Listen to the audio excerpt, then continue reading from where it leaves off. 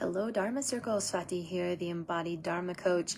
How sensitive are you? Well, you can actually use your Vedic astrology chart or your Jyotish chart to help you identify just how sensitive you really are, physically, mentally, emotionally, and even spiritually. And you need this information if you want to clarify your dharmic path and also to strengthen the relationship with your ancestors. So let me tell you how these things are connected. Your dharmic path is determined by your ancestors. So without the ancestors, there is no dharma. Your gifts, your wisdom, the path that you are on in this body and in this lifetime, all of that is actually determined by your lineage.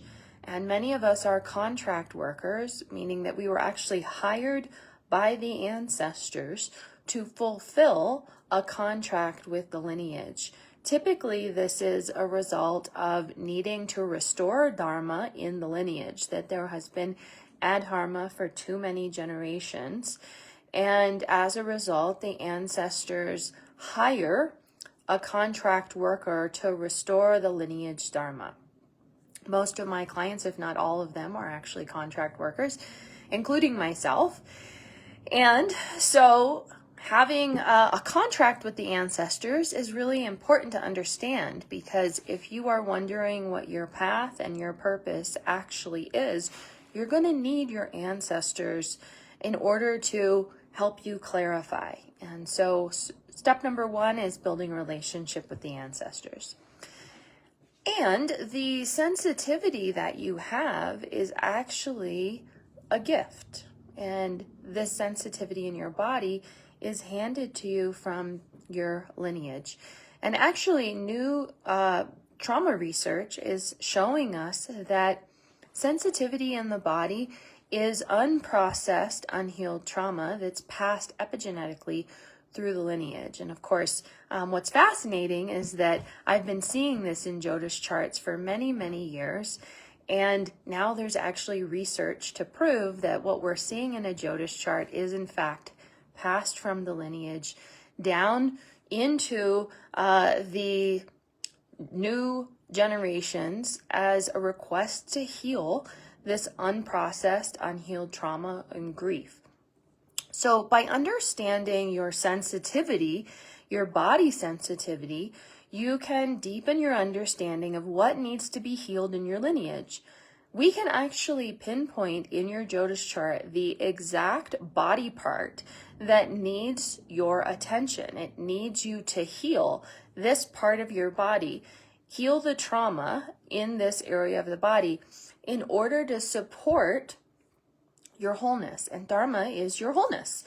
So if you want to know what you need to heal, you can look at your Jyotish chart, and your chart is going to show you exactly what body part wants your attention in this body, in this lifetime, in order to create wholeness, in order to heal. This is the exact place in your body. This body part actually supports your dharmic path as well. So we can see where the trauma lives in the body. We can support the healing of this body part, and at the same time, supporting this wholeness actually allows you to clarify your dharmic path and purpose. And this is what an embodied approach to Vedic astrology is all about. And this is why I'm so passionate about a body-centered approach to Dharma and to Jyotish. So your Jyotish chart, remember, is a map of your body and your ancestral body. So when we're looking at the Jyotish chart, we're looking at your whole body. What specific part of your body is asking for you to heal the trauma very specifically? And this is also the lineage trauma that is requesting your attention in this body and in this life. And by paying attention to this area of the body, and my background is also body-centered expressive art therapy, so it's very convenient because once we know the body part that needs to be healed, we can actually use therapeutic tools to support the healing process. And this body part, as you build a relationship with it, will support you in identifying needs, feelings, and even your gifts and wisdom. Remember, this is all handed to you by your lineage, your ancestors, and their request for you to heal this lineage problem, this lineage challenge, so that you can awaken your own gifts and wisdom. It's fascinating, and it makes the whole process so much easier when you have your Jyotish chart. It's a map, and it shows us very specifically where you need to pay more attention. So one thing I just invite you to notice with your Jyotish chart is if you have any of these sensitivity markers in your chart, the more sensitivity markers you have, the more sensitive you are. Pay attention to physical body sensitivity, which comes from your sun primarily, and emotional body sensitivity will come through the moon. Mental body sensitivity will come through Mercury, and spiritual body sensitivity is often shown to us through the sun as well, because this is a marker of your Dharma and exactly what your Dharma is. So we're looking at sun, moon, Mercury primarily, and there are other markers for the physical body as well. Now, if you have a moon-Saturn conjunction, this is high sensitivity with the emotional body. It is like having a grief moon your entire life, and this shows and indicates that there are very real challenges with mother and mother's lineage. Mercury or Sun conjunct Saturn will create extreme sensitivity with the physical body as well as the mental body. And if there is a conjunction of Saturn and Sun, we know there are particular challenges with father's lineage, and this is what I call a grief sun. Saturn is the planet of grief. A Sandhi planet is going to show you high sensitivity as well. So any planet that's at 0 to 2 degrees in your chart, or 28 to 30 degrees, meaning the planet is at the very edge of a house, this is going to indicate that the planet is in the gap between signs. It's in the netherworlds, and any planet that is neither here nor there is actually in the spirit realms and not grounded in the physical body. So high sensitivity comes with this. Now, a moon Ketu conjunction shows extreme emotional body sensitivity, almost like having antenna up all the time. This level of sensitivity can be extremely debilitating if you don't know how to work with it properly. Any nakshatras ruled by Ketu, of course, there are 3 of them. They're called Gandhantas. These are gaps in between water and fire signs. And Gandhantas are particularly notorious for sensitivity and causing uprooting on the psycho-emotional body level. So any planet in a Gandhanta is very sensitive. Moon and Rahu conjunctions as well are also markers of extreme sensitivity. Rahu is a shadow planet, and he indicates confusion and uncertainty as well as illusion. And this can be a particularly destructive combination if you don't know how to work with it properly. Debilitated planets are another good example of high sensitivity. A debilitated planet can't express itself fully, if at all.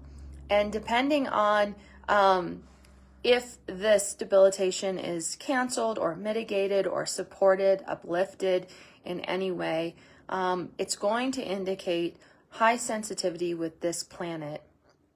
And a lifelong request to flex this muscle, pay attention, and be very conscious of the requests from this planet.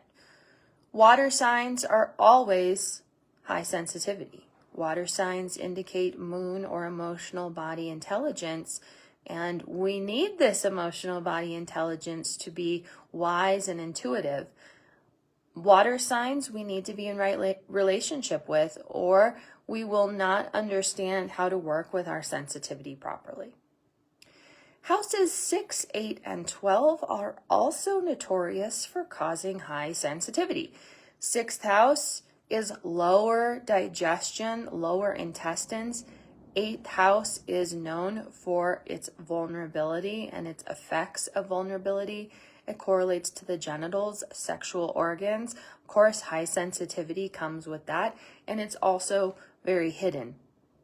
12th house is the house of feet, and it is the last house of the zodiac, and it's also a hidden house. So it causes sensitivity or loss when anything is in the 12th house. I also include the 4th house as a sensitivity point in the chart because the 4th house is the house of heart, chest, lungs, rib case, and the emotional body. It's the seat of the emotional body. Anything in the 4th house is going to cause high sensitivity just by default. It's going to indicate emotional body intelligence that is asking for your or requesting for your attention. Now, remember that certain dasha cycles can also trigger or increase sensitivity. So for example, a moon dasha or even a moon antardash, second level of moon, if you have, say, a debilitated sun in your chart and you go into a sun dasha cycle, this is going to trigger the sensitivity of that debilitated sun. So be mindful of how your dashas are impacting you. Marana planets are planets that are dying, and every planet has a location in the chart where it feels like it's dying. So for example, Saturn in the 1st house or Rahu in the 9th, these are indications that the planet is very unhappy. Sun in the 12th, another example, the planet is very unhappy. It's not able to express its most magnificent essence, and so it feels like it's dying. That is another expression of sensitivity. Ketu ruled nakshatras, I covered that. Anytime Ketu is involved, high sensitivity. I call Ketu the trauma node. He is going to indicate exactly where the trauma lives in the body and the chart. We have to understand the sensitivity in this area of the body in order to heal, find wholeness, and truly understand our dharmic path. Also combustion. Any planet within the 10-degree range typically is considered combust. It's scorched. It's like being out in the sun all day, burning up, getting fried by this intense fire, and it causes extreme sensitivity to that planet. So be mindful of combust planets. And then also retrograde planets. This is a planet that's acting differently. It's acting like the nodes. It's moving in the same direction as Rahu and Ketu, which are unusual and notorious for causing challenges. So any planet that is retrograde is going to indicate a high sensitivity, a difference on some level. And we'll often see a retrograde Mercury causing unusual thinking or a different way of thinking. It could be anything from, Asperger's to reading backwards or having unusual gifts with the mind and intelligence of the mind. So what I want to remind you is that sensitivity is not bad. We need to know how to work with it. A sensitivity is an indication of the gift that we need to be in right relationship with. And when we're not in right relationship with the sensitivity, we lose the gift as well. Remember that these are gifts that come from the lineage, from your ancestors. And typically what happens is the gift has not been honored. It has not been recognized. It has been pushed to the side, maybe even hidden, or, there might be trauma behind the gift itself.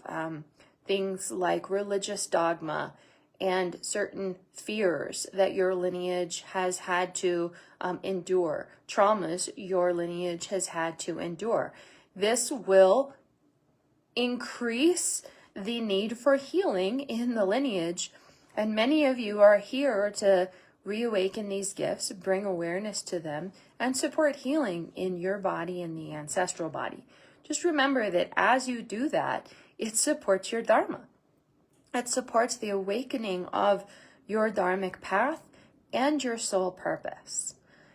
If you would like to understand your sensitivity points in your Jyotish chart and awaken a clear path and purpose, as well as align with your ancestral wisdom and your lineage gifts, join me for my workshop this month. We're going to go all into the sensitivity points so that you can awaken and transform your lineage wisdom and your dharmic path. It's really easy to join. You will need your birth data for this, so be sure you have an exact birth time in order to join.